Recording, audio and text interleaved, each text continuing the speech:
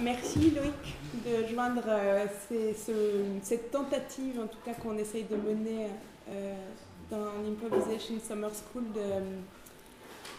de tracer, retracer, questionner les transmissions des pratiques improvisées. Et tu as accepté de composer une carte qui répondait à la question quand j'improvise aujourd'hui, de quoi suis-je l'archive, de qui, de quoi, de quel lieu, de quelle pratique, de quelle référence.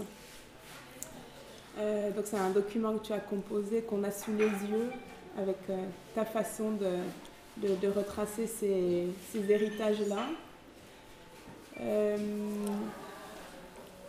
Alors je vais te faire parler, on va te faire parler par rapport à cette carte, mais peut-être avant de commencer, j'aimerais bien t'entendre sur la façon dont tu te situes par rapport à ce mot qui est une étiquette qu'on appelle improvisation, parce que c'est pas un mot que tu emploies dans tes présentations, et c'est pourtant quelque chose, quand on connaît ton travail, qui a une manifestation claire dans, à minima, les dispositifs de jeu que tu as inventés et que tu fais pratiquer.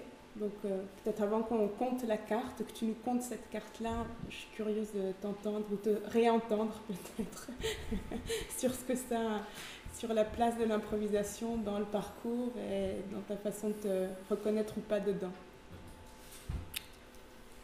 Merci pour l'invitation.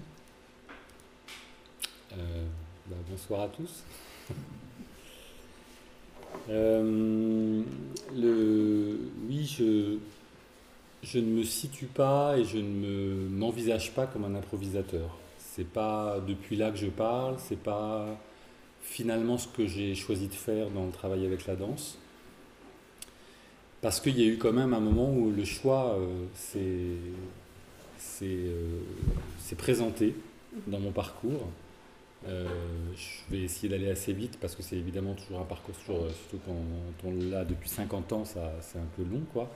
Mais en tous les cas, dans le moment où j'ai eu besoin, après un parcours académique de danse classique qui a duré 12 années à l'Opéra de Paris, me sentant comme empêché de pouvoir à la fois rencontrer l'art et à la fois faire un geste qui ne serait pas le résultat simplement d'un patrimoine qui m'avait été inculqué et dont je n'arrivais pas à me dépêtrer. J'ai fait le choix de démissionner de cette institution et dans le désir que j'avais de faire une danse, peut-être déjà à ce moment-là, je me suis senti complètement en situation d'impossibilité puisque tout ce qui émanait d'un désir de danse n'était que le fruit et le résultat d'une éducation corsetée, dressée, d'un corps d'enfant qui avait été mis au travail d'un projet politique, même je dirais esthétique, qui n'était pas un choix. Et dans ce parcours de désapprentissage, au début des années 90, j'ai eu la chance, alors ça a démarré un peu avant, mais j'y reviendrai, mais en tous les cas, il y a eu un moment, ça avait commencé déjà à l'opéra d'une certaine manière, mais je reviendrai dans le parcours. Il y a eu un moment où je rencontre le travail de Julian Hamilton, avec qui je fais pendant 4 années de suite un stage d'été en Charente, à Mansle. Et en faisant ces workshops, j'ai senti une vraie sororité, familiarité. J'ai eu l'impression d'être à la maison, en fait. J'ai eu l'impression que c'était chez moi. Et que je n'avais pas les compétences, parce que je voyais bien que pour accéder à ma maison, il fallait que je déconstruise tout ce qui me constituait, quoi.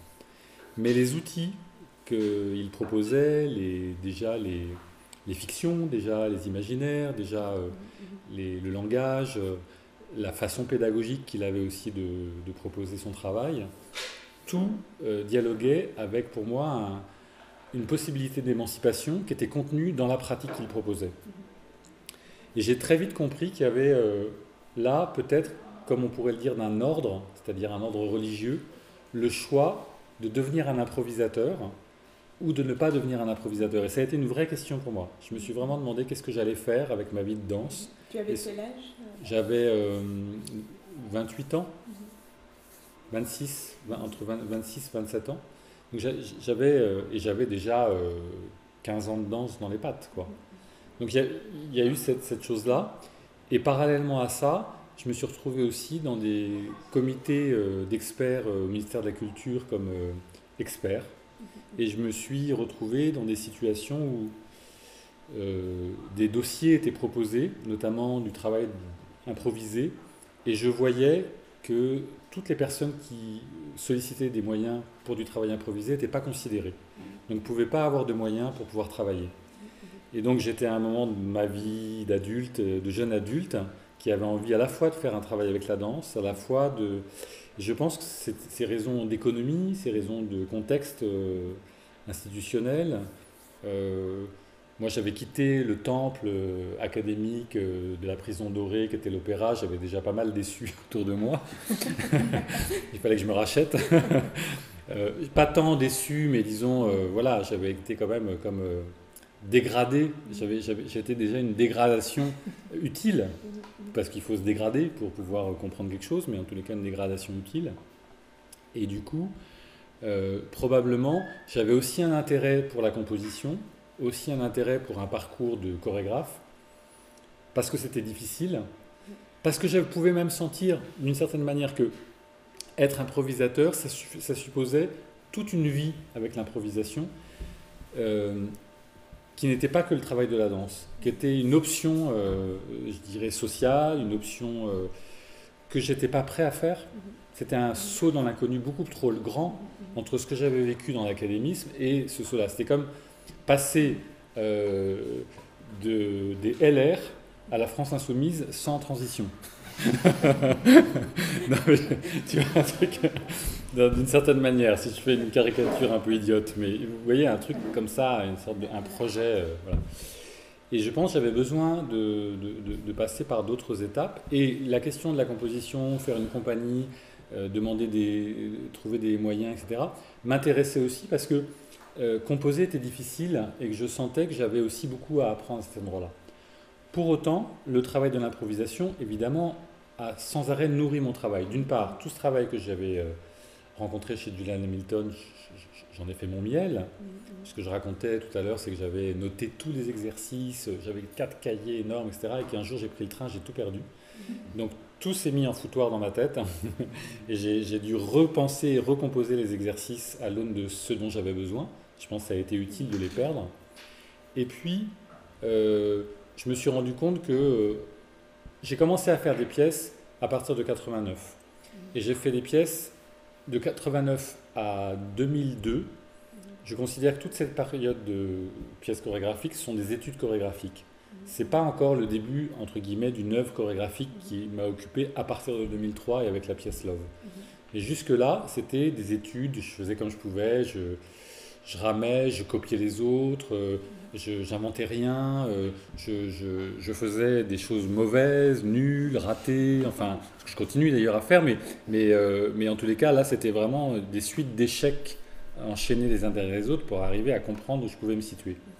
Mais il y a eu un moment où j'ai rencontré une génération de plus jeunes artistes que moi, qui avaient 18 ans, quand moi j'en avais 38, notamment à Montpellier, qui avait fait la formation Exerce, dont fait partie Audrey Guézan, dont fait partie Rémi Héritier, dont fait partie Julien Gallet-Ferré, enfin, et puis j'avais travaillé pas mal pendant une dizaine d'années avec Yves-Noël Genot et Latif Alabissi, et en regardant ces jeunes artistes qui avaient commencé dans leur formation à avoir des outils qui avaient à voir avec l'improvisation. Ce n'étaient pas des improvisateurs, mais il y avait des outils, notamment de danse contact, notamment tout un tas d'outils qui avaient circulé et qui faisaient que dans les propositions que je leur faisais en composition, je sentais que je pouvais faire des pièces chorégraphiques qui combinaient une écriture déterminée et des passages indéterminés. Parce qu'ils avaient une capacité dans leur propre compétences, d'une certaine manière, d'abord à ne pas faire que suivre leurs compétences et à prendre le risque de chercher un geste qui soit une aventure.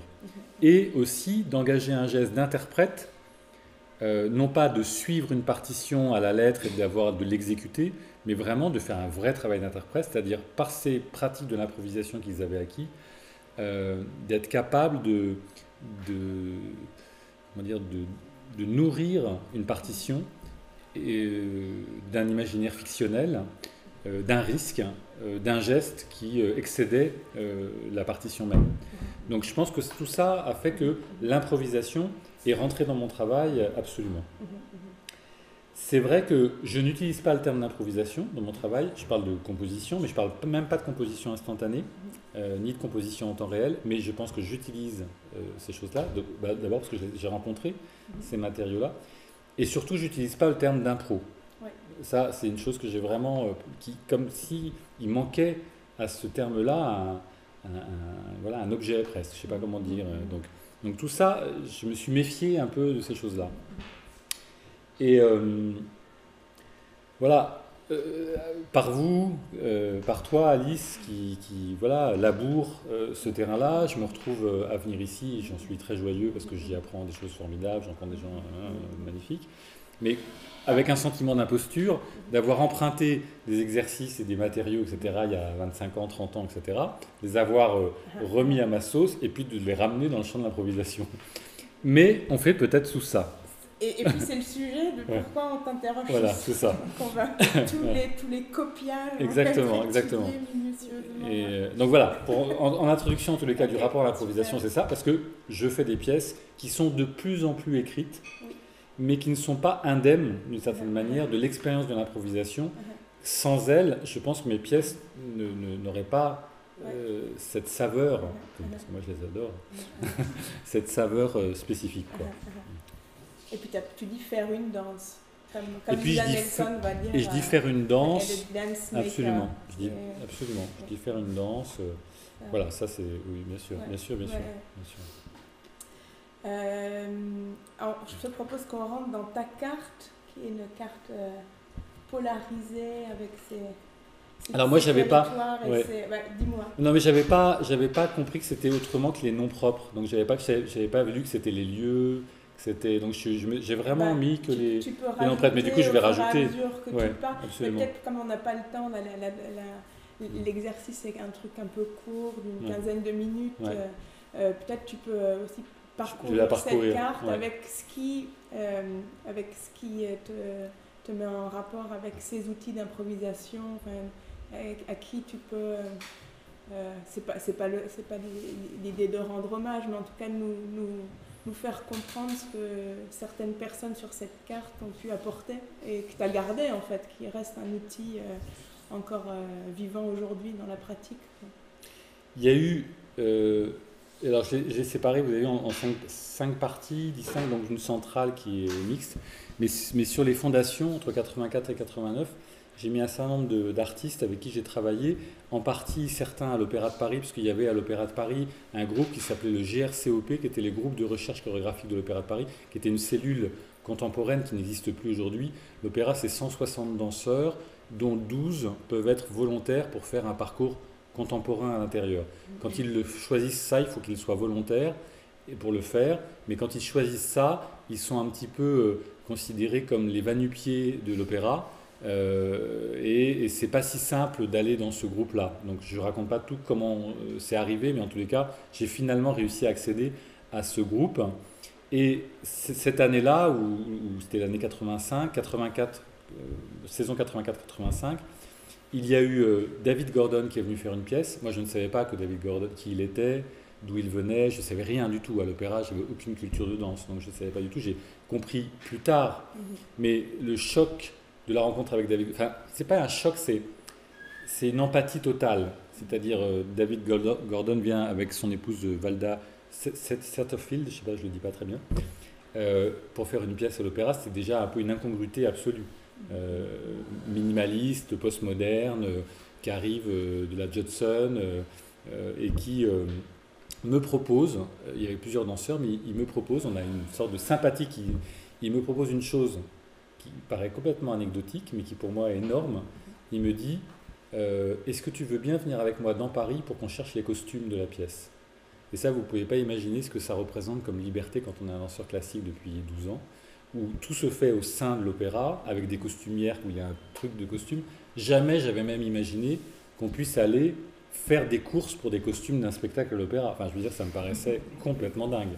Et me voilà, avec le chorégraphe américain, dans Paris, en train de me promener, à chercher des combinaisons naf-naf pour la pièce qu'on allait faire. Non, ça représentait une émancipation absolument démente. Mais, c'est ridicule, mais c'est comme ça que ça a commencé. Donc il y a eu ça, cette rencontre avec David Gordon. Il ne donnait pas de pratique, il a fait une pièce, mais juste il a fait confiance à quelque chose, il m'a donné la possibilité de rentrer dans sa pièce et de me faire confiance. Et puis, ce GRCOP avait été fondé en 1973 par Caroline Carlson à cause d'une... Je sais pas, c'est pour la radio ou... Ça sera diffusé. Oui. Ça sera diffusé. Bon, pour Caroline Carlson, donc je dirai pas la suite. Mais en tous les cas, qui avait été nommée danseuse étoile de l'Opéra de Paris sans avoir fait du tout le parcours des danseurs de l'opéra, et qui arrivait de chez Alvin Nicolaïs à New York, et qui... était à l'opéra dès 1974, à l'époque où moi j'avais 10 ans, je suis rentré à l'opéra, et où je voyais Caroline Carlson comme une fée à l'âge de 10 ans, qui hantait les sous-sols de l'opéra, et dont je m'approchais pour essayer de comprendre qu'est-ce qu'il faisait. Je séchais mes cours pour aller sous l'opéra, regarder la tribu de danseurs qu'elle avait fait venir en les faisant rentrer par la rotonde des abonnés, qui n'étaient pas du tout les danseurs de l'opéra, qui étaient ultra hippies. On est en 74, quoi. Il y avait une sorte d'ambiance djembé, hippie, tout un tas de danseurs qui sont arrivés là, et que moi je regardais avec mes yeux de 10 ans, en fait, en me disant, mais il y a un monde là, de souterrain, underground, quoi, vraiment, à l'intérieur même de l'institution, qui donne envie de s'en approcher. Elle a fondé ce GRTOP, qui était le groupe de recherche théâtrale de l'opéra, et ça a été ensuite repris comme GRCOP. Mais l'année où je suis venu, en 84, c'est la première année, 10 ans plus tard, où elle revient remonter une pièce qu'elle avait fait avec ses amis dans les bas-fonds de l'opéra, qui s'appelle Slow Heavy and Blue, et où je deviens interprète de cette pièce. Et Carlson arrive, donne 3 cours de danse, je l'attrape, désolé c'est très biographique, mais ça participe de ça, je l'attrape dans les couloirs de l'opéra, dans l'ascenseur, sans parler anglais, elle parlait comme toujours pas français, parce qu'elle parlait toujours pas. Et je lui dis, emmenez-moi avec vous. Donc elle me regarde comme ça, elle me dit, what? Et les 3 cours qu'elle me donne, j'ai l'impression que c'était la première fois que j'entendais parler de danse, parlait du plexus solaire, elle improvisait dans son cours, etc. Mais il y a une chose qui était complètement, je sais pas, lumineux, joyeux, etc. Et voilà. Et du coup, j'ai démissionné de l'Opéra de Paris, parce qu'elle m'a dit, oui, va à New York faire apprendre des Nicolaïs ou d'autres, etc. Donc je suis parti. Du coup, pendant quelques semaines, pas beaucoup, mais en tous les cas, chez Nicolaïs, et puis voilà. Bref, quoi qu'il en soit, Carlson, pour moi, c'est la chorégraphe à ce moment-là qui me propose pour la première fois de ma vie de faire une improvisation, parce qu'elle m'engage dans sa compagnie en 86 pour un spectacle pour le Théâtre de la Ville, avec une douzaine de danseurs qui étaient des danseurs, je sais pas, Bernadette Donneux, Toméo Vergès, Caterina Sagna, enfin des danseurs qui étaient à ce moment-là en France et qu'elle avait engagés dans sa compagnie, et Jean-Christophe Bleton, et elle nous propose dès le début du travail à la fois de faire de la méditation, d'avoir des feuilles de dessin avec de la peinture et de faire des dessins zen, japonais, puis de se mettre à danser les dessins, etc. Enfin pour moi c'était genre complètement... Et puis de préparer des improvisations.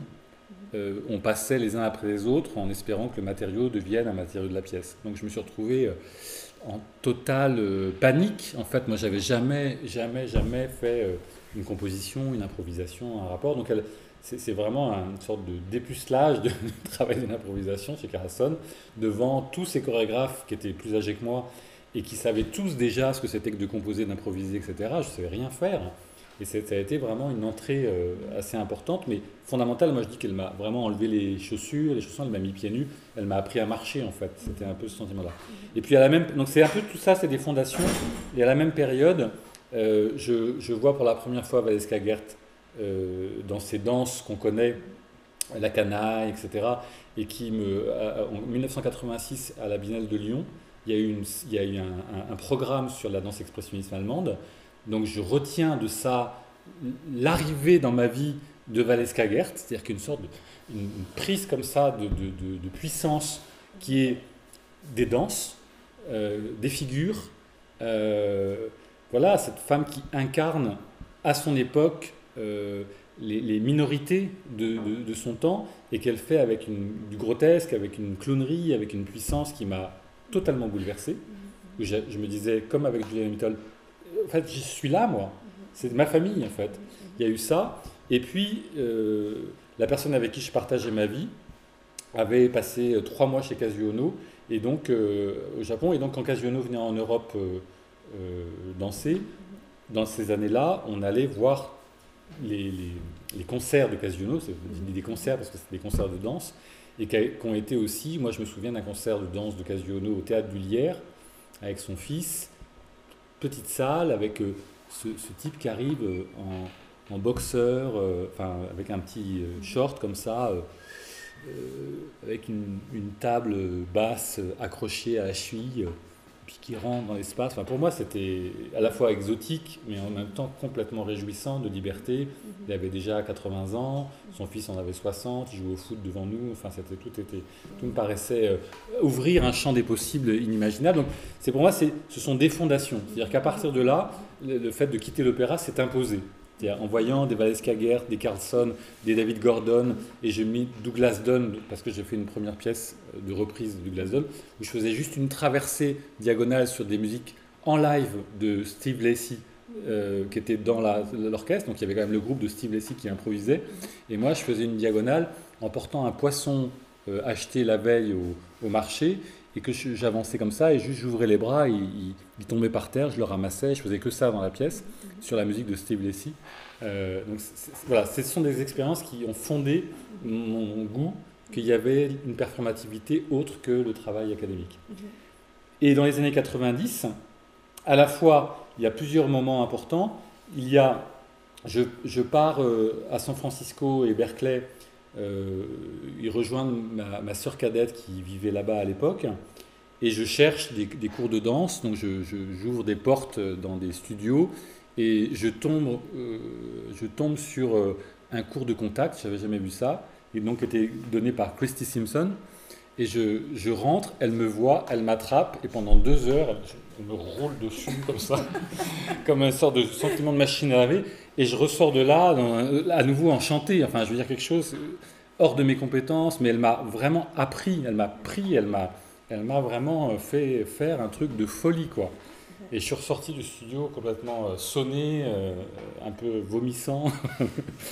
Mais c'était vraiment un moment très fort. Et puis il y a eu un workshop à Montpellier avec Trisha Brown, dont du coup j'ai compris David Gordon, Trisha Brown, toute cette liaison-là. Là, je retiens simplement que Trisha Brown, ce que je retiens de ce moment-là, parce que c'était intense aussi, c'est qu'elle dit un projet pour aller danser, ça peut n'être que... Moi, je suis sur une plage, ça me fait penser au lac, pour ceux qui prennent l'atelier, mais elle dit c'est juste, je suis au bord de la mer et je ramasse une pierre et je la tiens dans la main. Voilà, c'est mon projet. Et je sais pas, cette espèce de simplicité de ça, c'est un projet. Je sais pas, je l'emporte toujours avec moi. Donc ça, c'est aussi une chose... voilà, je pense que c'est quelqu'un qui composait, mais qui a énormément d'outils liés à l'improvisation, qui a inventé des choses parce que c'est une improvisatrice qui s'est mise à composer. Hein, voilà. Et puis, il y a eu cette formidable expérience grâce à Mark Tompkins, qui a fait ce workshop en 97 ou 98 à la ménagerie de Berck qui s'appelait On the Edge, où il a compris qu'il fallait que les chorégraphes français accèdent à toute cette matière de la postmodernité, le contact d'improvisation et tout ce que vous connaissez par cœur. Donc il a invité Lisa Nelson, Steve Paxton et Simone Forti pendant 3 semaines. Et on avait tous les jours les 3 intervenants, 2 heures l'un, chaque jour pendant 3 semaines. Donc c'était quand même un énorme cadeau. Et là, Lisa, vous connaissez le travail, quoi. C'est-à-dire qu'elle m'a déciller les yeux, quoi. C'est-à-dire, elle m'a fait comprendre que voir était une danse, comme dirait Mathieu. Voilà, elle m'a fait comprendre cette chose-là. Donc peut-être j'emporte avec ça. Simone, elle m'a fait comprendre que parler était danser, que la joie hippie qu'elle portait en elle, cette énergie incroyable de jeunesse dans ce corps de cette femme, je sais pas, qui avait 40 ans de plus que moi, et, je veux dire, ou 30 ans de plus que moi, je sais pas, mais qui était tellement si belle et si douce et si inventive et fantaisiste. Voilà, il y a eu ça qui m'a choqué en fait, vraiment. Et puis, j'avais déjà vu travailler Steve, j'avais vu des pièces, j'avais vu les fameuses Goldberg Variations qui m'avaient complètement fasciné. Mais là, ce qui était génial avec Steve Paxton, c'était que c'était complètement déceptif. C'est-à-dire que comment dire, le commandeur, pour moi, s'est écroulé. C'est-à-dire qu'il n'avait pas envie de donner le stage. Et donc, il était dans un état, il était là un peu, ces jeunes chorégraphes français prétentieux. Enfin, je ne sais pas ce qui s'est passé, mais en tous les cas, ça ne l'a pas fait. Et donc, il avait décidé qu'il était assis sur une chaise et qu'il nous faisait juste travailler les ischions pendant 2 heures par jour, pendant 3 semaines. Donc, on était là, on devait apprendre à faire travailler nos ischions. C'était la seule chose qu'on était capable de faire. Enfin, qu'il fallait nous mettre au pas, quoi, tu vois. Et nous, on était là, on voulait, tu vois, on voulait, et lui, il nous a. Donc, cette espèce de chute, un peu, d'une certaine manière, était intéressante pour moi aussi. Je suis sûr que ça a agi sur quelque chose, de peut-être pas surfantasmer Steve Paxton, je dirais, et du coup, d'être à un autre endroit, peut-être, qui m'a aidé. Donc voilà, ça a été l'apprentissage, je dirais, pendant ces périodes-là. Et puis, bizarrement, moi, j'ai toujours travaillé notamment avec Cookie, qui est un batteur. Dès le début des années 95-96, on a commencé à improviser ensemble.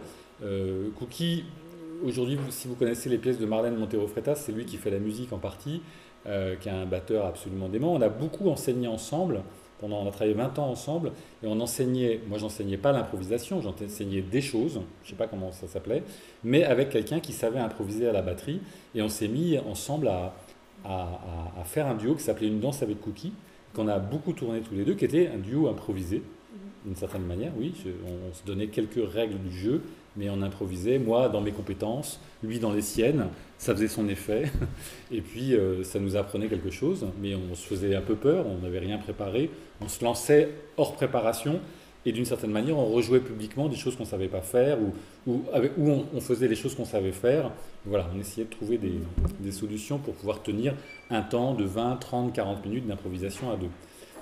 Et puis, ça m'a amené à fréquenter des musiciens, improvisateurs, et notamment un lieu au Lilas qui s'appelle le Triton, qui est un lieu de musique improvisée et de musique jazz, qui a commencé à m'inviter pour faire des duos improvisés avec des musiciens. Ça a été le cas avec la chanteuse Jeanne Haddad, mais qui n'était pas Jeanne Haddad qu'on connaît aujourd'hui, star de la chanson, mais qui était toute jeune et qui avait, je ne sais pas quel âge elle avait, mais elle n'était absolument pas connue, et avec qui on a fait toute une soirée à deux d'improvisation dans ce lieu-là, avec Pascal Contet, qui est accordéoniste, avec Joël Léandre, et Élise Caron et Vincent Courtois, tous des musiciens, improvisateurs avec qui j'ai eu l'occasion de jouer. Puis à 2 reprises, j'ai rencontré Barr Phillips, à qui j'ai d'abord, pour des raisons que j'ignore encore, mais on nous a proposé ensemble d'animer un stage de musique et de danse, donc on s'est rencontrés comme ça. Moi, je prenais le stage avec Barr Phillips, où moi, je devais donner le stage, mais en fait, j'étais là, je prenais le stage, en fait. Parce que tout ce qu'il racontait était tellement dingue que j'avais la chance de pouvoir être aux premières lignes. Et lui me faisait confiance, il voyait bien que je n'étais pas très expérimenté pour faire l'improvisation, mais il était OK avec ça. Et donc, je suivais Barr Phillips dans son train. Et puis, il y a eu une invitation qui m'a été faite de rencontrer, on a fait un quatuor, Pascal Contet, Elsa Voliastom, Joël Léandre et moi. C'est le CND à l'époque, au début des années 2000, qui nous a invités pour faire une danse, je ne sais plus comment c'était, à la Fondation Cartier au CND. Et donc du coup, on s'est mis avec Elsa, enfin on a travaillé un moment pour faire une danse qui était moitié composée, moitié improvisée. Enfin, ce qui était composé, c'était la grille, quoi. C'est-à-dire, un coup c'est Elsa, Joël, un coup c'est Pascal et moi, un coup c'est Elsa et moi, un coup c'est... Ouais, c'était 3-4, quoi. Et après, on y allait et puis on dansait ensemble en s'écoutant et en étant, à mon avis, sur un niveau d'improvisation, pas Elsa, qui est une incroyable danseuse, mais pour moi, je veux dire, avec une sorte de cours préparatoire de l'improvisation. Voilà. Mais en même temps, c'est se jeter dans le grand bain avec des vrais improvisateurs et du coup, expérimenter l'improvisation musicale de cette manière-là. Mais voilà, c'est une petite partie, pour autant, tout ça, c'est une toute petite partie pour moi. C'est une cartographie qui résume une toute petite partie de mon travail. C'est comme si il y a une deuxième carte qui raconte toutes les autres choses. Et puis, le quatrième endroit, bah, c'est le travail qu'on mène ensemble dans la recherche avec Mathieu, avec toi Alice, qu'on a fait autour de l'Atlas des figures à Lausanne. On s'est rencontrés comme ça. C'est la rencontre avec tous les étudiants, les dispositifs concrets dans lesquels il y a des outils de l'improvisation qui sont utiles pour pouvoir les mettre en œuvre. Même si moi je ne parle pas d'improvisation, pour autant c'est bien avec l'improvisation qu'on y va, ou en tous les cas avec, à partir de dispositifs, d'éléments, de partitions un peu précises, on s'engage avec des choses qui nous arrivent. Et on n'est pas, évidemment, l'écriture est portée par le dispositif. Donc il y a quelque chose qui a à voir avec l'improvisation et qui est de la composition, enfin, qui est de la composition composée par le dispositif, quoi. Mais ça a été aussi, à nouveau, j'ai pas l'impression qu'on improvise. Voilà, je m'en fais peut-être une autre idée, mais je vois bien qu'on utilise des outils et qu'on parle et qu'on développe des outils qui ont à voir avec ces questions-là. Donc voilà, ça c'est ça. Et puis après, j'ai mis au centre, parce que c'était les questions, ceux qui hantent, ceux qui peuplent et tout ça. Et là, alors j'ai mis plein de gens, parce qu'il y a plein de gens différents qui hantent et qui peuplent et qui sont imprimés en moi, engrammés, que ce soit des films que j'ai vus, des danses que j'ai vues, des interprètes avec qui j'ai travaillé. Et dans les interprètes, j'ai mis quelques-uns, mais je veux dire, tous pourraient y rentrer, quoi. Je veux dire, voilà, tous pourraient y rentrer, il n'y a comme pas assez de place.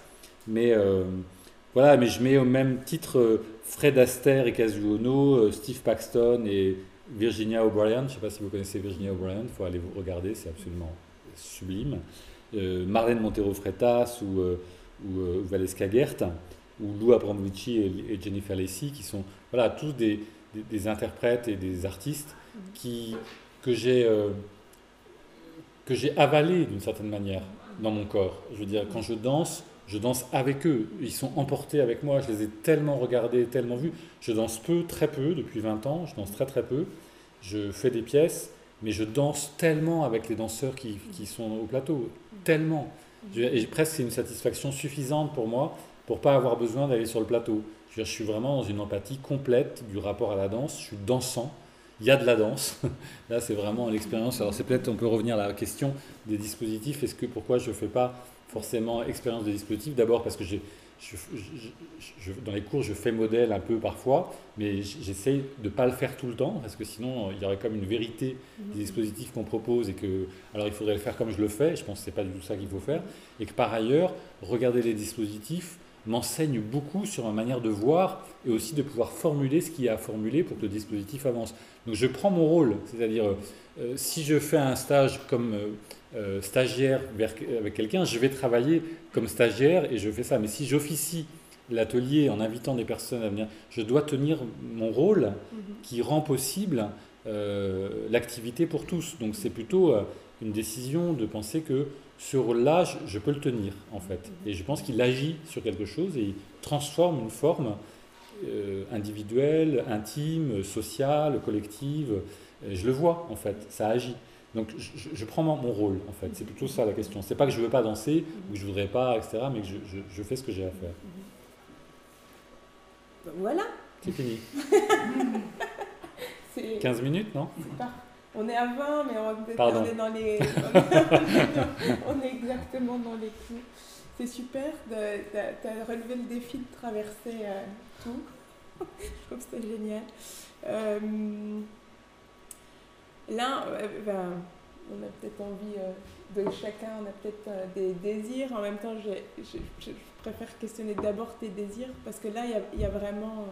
Moi, j'aurais envie de t'entendre sur plein de personnes que tu as citées, mais comme tout peut faire sens, est-ce qu'il y a des choses qui t'ont été transmises, dont tu veux parler, de la personne qui t'a transmise, ou tu peux aussi parler d'un livre, ça peut être quelque chose qui n'est pas sur ta carte, mais tu peux peut-être, quand tu dis, j'ai comme si j'ai l'impression que tu as vraiment conscience des outils que tu emploies aujourd'hui qui doivent une part à ce paysage-là. Peut-être si tu as envie tout simplement de rendre César. Ouais, non, mais qu'on s'impatiente un peu sur... je suis passé un peu, effectivement, un peu rapidement sur ce qu'a été l'expérience, mais aussi parce qu'elle a été courte. Ouais. Mais pour moi, les outils que j'ai développés, bon, ces outils se développent aussi au présent, c'est-à-dire ils se développent parce qu'on partage depuis 12 ans avec Mathieu le travail et que du coup, il y a des remémorations de quelques trucs qui arrivent et qui nous aident à être des embryons pour inventer des nouvelles formes. Mais s'épuiser, c'est des montages. C'est pas tel ou tel, c'est des montages. C'est quelque chose de Lisa, il y a du Lisa Nelson, il y a du Julian Hamilton, il y a des ischions de Steve Paxton ou des folies de Simone Forti qui viennent comme ça se croiser comme une remémoration de quelque chose. Donc je ne pourrais pas dire, je dirais que Simone Forti par exemple, ce que j'ai appris d'elle, c'est la capacité, c'est la course en fait. C'est la récupération du poids dans la course. Je pense que c'est ça qu'elle m'enseigne, c'est-à-dire la force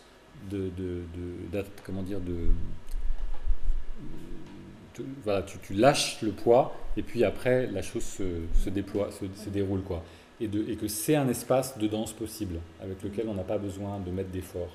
Donc il peut y avoir de la dynamique sans effort en fait, je trouve, chez Simone Forti. Voilà, Juliane, ce que j'ai appris de Juliane principalement, je dirais, c'est que toucher, c'est cacher. En fait, c'est ça que j'ai appris. Et que ôter, c'est découvrir. Et donc que occuper l'espace, c'est ce qu'on fait dans le champ visuel, c'est que occuper l'espace, c'est masquer, c'est couvrir l'espace. Et que si je lâche ici le bras, en fait, quand je fais ça, je découvre l'espace, en fait. Et que bouger, ça devient découvrir l'espace. Et c'est pas conquérir l'espace pour se montrer. C'est vraiment un retrait de soi pour que l'espace se rende visible. Mais il explique bien, il posait la main comme ça, il disait « Qu'est-ce que je fais là ?» Tout le monde est là-bas. Tu touches, tu poses, etc. Et il dit « Non, mais qu'est-ce que j'ai fait là ?» Là, c'est clair ce que je vous l'ai dit. Mais avant qu'on arrive à ça, qu'on comprenne qu'il avait caché quelque chose et que là, il le faisait apparaître, on a mis du temps à comprendre ça, en fait. Et pour moi, ça a été fondamental. Enfin, c'est presque... Ouais, c'est la base, je dirais, de beaucoup d'exercices qu'on a ensuite développés, comme champ visuel qu'on a fait aujourd'hui, etc. Le corps comme écran qui doit créer les conditions d'être miroitant au risque de ne se montrer que lui-même et de ne rien avoir avec le monde. C'est-à-dire de ne pas créer les conditions pour que le monde réfléchisse, non pas d'ailleurs que par lui, mais avec lui, en fait, que le monde réfléchisse avec lui. Donc voilà, ce miroitement-là, qui est pour moi venu bien plus tard, en 2008, c'est-à-dire pendant le travail de la pièce La Chance, tout d'un coup, à un moment, j'avais besoin de comprendre comment l'arrière-pays, dans le travail de la pièce, je dirais physiquement dans le plateau, comment l'arrière-pays, donc tout ce qui s'est situé dans notre dos, nous voyait. Et qu'on n'était pas simplement vu par le public qui nous regardait de face, mais qu'on était vu par les choses qui étaient derrière nous. Et donc j'ai commencé à développer ces dispositifs de champ visuel qui permettent de comprendre comment on est vu par les choses qui nous voient. Donc voilà, ça c'est tiré chez Julian Hamilton. Voilà, Christy Simpson, d'une certaine manière, en faisant l'expérience du contact avec elle, peut-être elle a, en une seule séance, elle a peut-être satisfait un désir de contact. Au point que, une fois que c'était satisfait, ce désir de contact, je n'avais plus besoin d'en faire. Mais que par contre, j'ai compris qu'il pouvait y avoir plein d'autres zones de contact. Que la question du contact ne se focalisait pas sur le contact avec une personne. Que tout était contact, en fait. Et que du coup, c'était l'attention que j'avais à ce avec quoi j'étais en contact et comment je pouvais jouer de ce contact qui devenait le travail, en fait. Et donc d'être au monde touché et touchant le sol. Ah oui, j'ai pas cité Hubert Godard, qui manque dans le, il est partout, qui manque dans la cartographie. Mais il y a l'expérience de travail avec Hubert Godard que j'ai rencontré en 2000 dans un projet qu'on a fait avec Maurice Charmat, Isabelle Donnet, Hubert Godard et moi, qui s'appelait Faculté, et qu'on a un peu tourné dans différentes villes d'Europe à ce moment-là, parce que c'était chic. Et puis, mais qui a été une expérience démente de rencontre pendant quelques mois à le côtoyer. et à pratiquer des exercices avec lui. Et donc, voilà, être touché par le sol et toucher le sol, et cette interface-là, à la comprendre, a été fondamentale aussi. Donc, peut-être cette accumulation comme ça d'outils qui me sont parvenus, j'ai été très gâté, en fait, très gâté, vraiment, c'est comme ça, les choses sont arrivées. Et du coup, voilà, après, voilà, Rémi, dont on a parlé dans le workshop, qui amène ce formidable travail d'augmentation, réduction.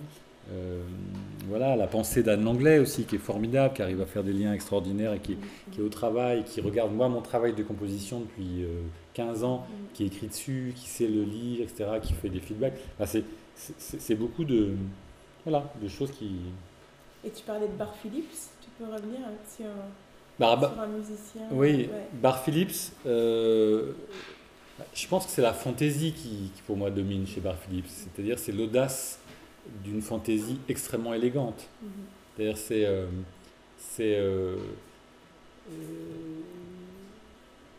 oui, je sais pas comment dire, on a aussi peu travaillé ensemble, mais c'est aussi peut-être assez proche, je dirais, de Simone Forti. Je les associe, c'est un peu une génération commune, les vrais hippies, quoi, vraiment, de base. C'est une capacité à transformer la musique en couleur. C'est de la couleur, en fait. C'est des gens qui sont capables de transformer la musique, l'espace, de nous faire appréhender du volume et des nuances et des épaisseurs de l'espace et du musical, et de les voir en couleur, par exemple.